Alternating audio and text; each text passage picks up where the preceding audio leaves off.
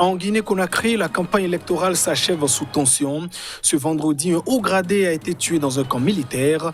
Les deux principaux candidats, Alpha Condé et Cellou Dalein Diallo, s'affrontent dans les urnes ce dimanche. Ces révélations du président burkinabé, Roch Marc Christian Kaboré, affirme que la récente libération des otages au Mali a coûté très cher. Il s'est exprimé dans une interview diffusée. Et puis, aux États-Unis, Donald Trump et Joe Biden continuent de s'affronter dans les médias. Les deux candidats se sont exprimés ce jeudi sur des chaînes. Le démocrate est pour l'heure en tête des sondages d'opinion.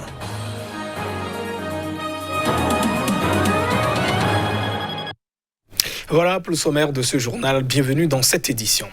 La Guinée a vécu ce dimanche les dernières heures d'une campagne électorale fiévreuse.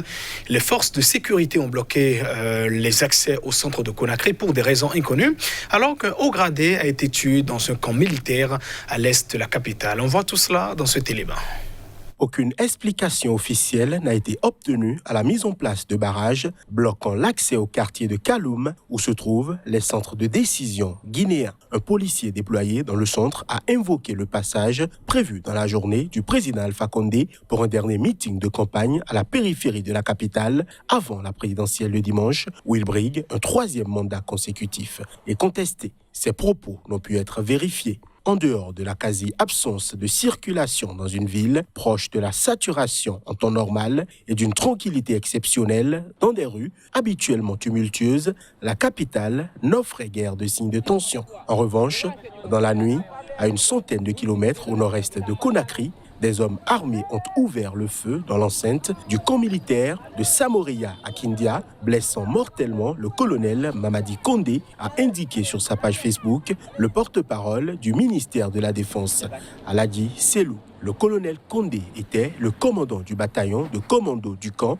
où sont basés les casques bleus guinéens déployés à Kidal, dans le nord-est du Mali. Les forces de défense ont immédiatement réagi pour sécuriser le camp et ses environs. La situation est sous contrôle à Kindia, des enquêtes sont ouvertes et les ratissages se poursuivent, a ajouté le porte-parole. Une source militaire au sein du camp a affirmé sous le couvert de l'anonymat que l'officier tué, en but à des accusations de népotisme, d'ethnocentrisme et surtout d'avoir bloqué des primes pour des soldats de retour de Kidal, avait été menacé à plusieurs reprises. Aucun lien n'a pu être établi entre les événements de Kindia et les dispositions prises dans la capitale.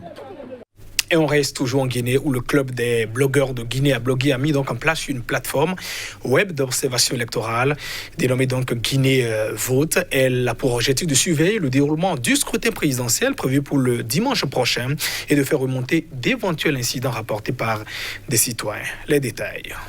L'Association des blogueurs de Guinée mobilisera dimanche environ 150 observateurs autour de la présidentielle pour faire remonter les éventuels incidents ou fraudes lors de ce scrutin sous tension. Ces 5 dernières années, le groupe a également suivi et analysé les promesses faites par le président Alpha Condé lors de sa campagne de 2015. La présidentielle de dimanche, où le sortant Alpha Condé brigue un troisième mandat, a été précédée de mois de contestation meurtrière et de remise en cause de sa légitimité. L'opposition s'est de nouveau inquiétée ces derniers jours du risque que le scrutin soit entaché de fraude en invoquant l'absence de procès-verbaux à son attention dans les bureaux de vote. Ablogui a réactivé en 2020 Guinée Vote, une plateforme web citoyenne lancée lors de la présidentielle de 2015. Le travail des observateurs d'Ablogui s'ajoutera à celui d'observateurs dépêchés notamment par les institutions africaines. Donc Guinée Vote est une plateforme web citoyenne qui a pour objectif de, entre guillemets, à travers le numérique, démocratiser l'observation électorale.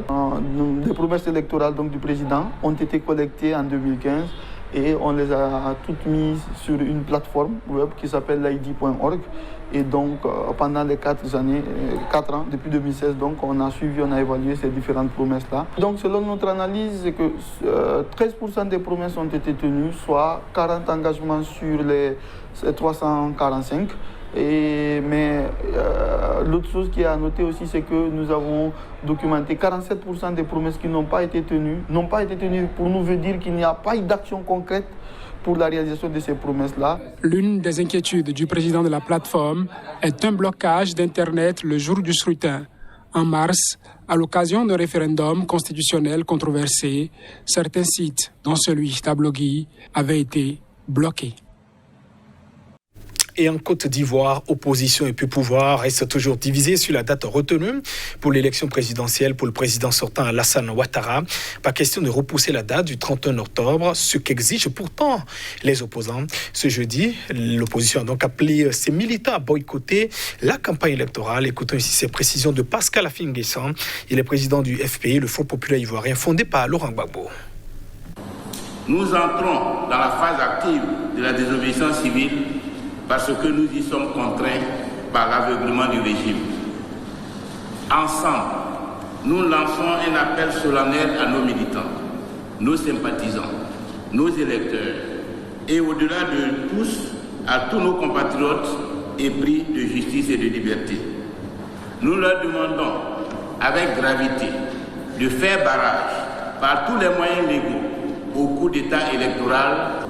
Cette phase de la désobéissance civile vise à empêcher le convoyage et la distribution de tout matériel électoral, empêcher l'affichage électoral, empêcher les meetings de campagne, empêcher la distribution et le retrait des cartes d'électeurs, manifester dans les formes et par tout moyen approprié l'opposition au coup d'État électoral en cours.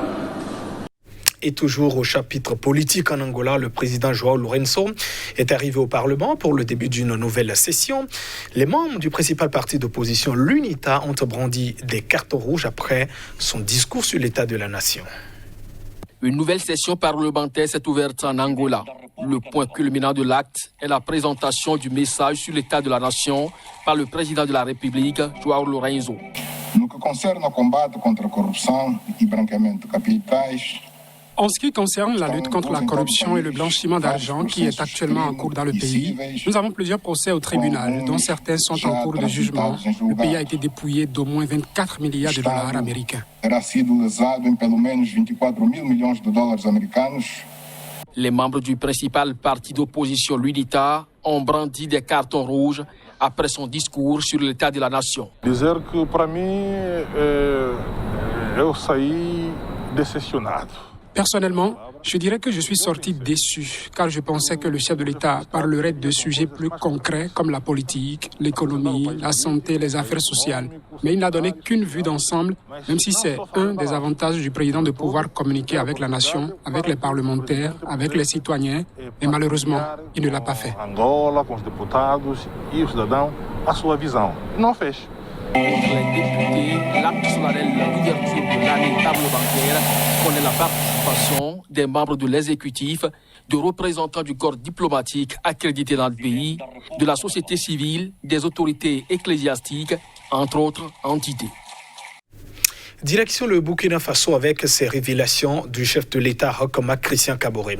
La libération la semaine dernière de plusieurs otages étrangers et du chef de file de l'opposition au Mali, en contrepartie de l'élargissement de quelques 200 prisonniers djihadistes, a été coûté très cher. C'est en tout cas l'avis du président. Un avis donc exprimé dans une interview. La contrepartie a été payée cher, déclare tout en saluant la libération des otages Roch Marc Christian Kaboré, qui affirme n'avoir pas du tout été au courant des tractations, notamment de la libération du cerveau présumé de l'attaque djihadiste de 2016 à Ouagadougou. On a suivi les événements comme tout le monde. C'est le Mali qui a décidé de pouvoir gérer cette situation. C'est une négociation entre l'État malien et le camp des preneurs d'otages, selon le président burkinabé. Il a par ailleurs estimé que les forces de défense et de sécurité était en train de gagner le combat contre les groupes djihadistes au Burkina Faso et que l'armée française n'intervenait que pour des opérations à caractère ponctuel. Kaboré a dans le même temps reconnu qu'une vingtaine de personnes ont été tuées dans une nouvelle série d'attaques djihadistes dans le nord du Burkina Faso ce mercredi. Interrogé sur les exactions contre des civils burkinabés attribuées aux forces de l'ordre ou à des milices de volontaires aidant l'armée, il a notamment démenti les accusations de Human Rights Watch sur le massacre de 180 civils à Djibo et justifier l'emploi de supplétifs. L'armée ne peut pas être déployée sur 8000 villages en même temps, a-t-il estimé. Frontalier du Mali et du Niger, le Burkina Faso est le théâtre d'attaques djihadistes régulières depuis 2015. Des centaines de personnes ont été tuées cette année dans des dizaines d'attaques visant des civils. Les violences djihadistes mêlées à des conflits intercommunautaires avaient fait au total 4000 morts au Mali, au Niger et au Burkina Faso en 2019, selon l'ONU. Aux États-Unis, les candidats Donald Trump et Joe Biden se sont exprimés ce jeudi sur 2 chaînes différentes au cours de discussions en remplacement du débat télévisé du 15 octobre dernier, annulé par Donald Trump qui refusait donc de participer à une opposition virtuelle suite à sa contamination au coronavirus. Le candidat démocrate à la Maison-Blanche Joe Biden, reçu sur la chaîne de télévision ABC, a fustigé la politique de Donald Trump sur la crise de Covid-19. De son côté, Trump, très tendu, agressif, s'agaçant des questions qui lui étaient posées sur la chaîne de télévision NBC, en particulier sur les raisons pour lesquelles il portait si peu le masque, le président a refusé tout mea culpa. Nous avons fait ce qu'il fallait, insiste Trump avec son optimisme habituel, alors même que des pans entiers des États-Unis voient leur nombre de cas augmenter fortement. Interrogé sur ces déclarations d'impôts, le président a annoncé qu'il ne les rendra pas publiques avant d'avoir conclu un accord avec l'IRS, le fisc américain, et que personne de sensé ne ferait cela.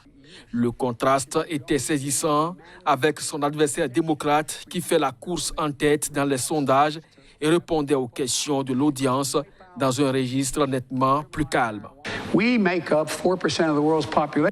Nous représentons 4% de la population mondiale et nous avons 20% des décès liés au Covid-19 dans le monde. Nous sommes dans une situation où nous avons plus de 210 000 morts. Et que fait-il? Rien. Il ne porte toujours pas de masque. Le remède ne peut pas être pire que le problème lui-même. Nous avons fait ce qu'il fallait. Nous devions avoir 2200 morts et peut-être même plus. Nous en sommes à 210 000 personnes. Une personne, c'est trop. Cela n'aurait jamais dû arriver à cause de la Chine.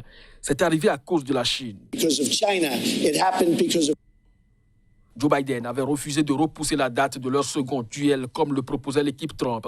Un troisième débat est toujours prévu le 22 octobre à Nashville, dans la Tennessee. Le candidat démocrate a déclaré jeudi qu'il aimerait que Donald Trump se fasse tester avant ce nouveau duel par décence, mais il a ajouté qu'il suivrait les consignes des organisateurs indépendants. Mesdames et messieurs, ainsi se referme cette édition. Merci de votre attention. Au revoir.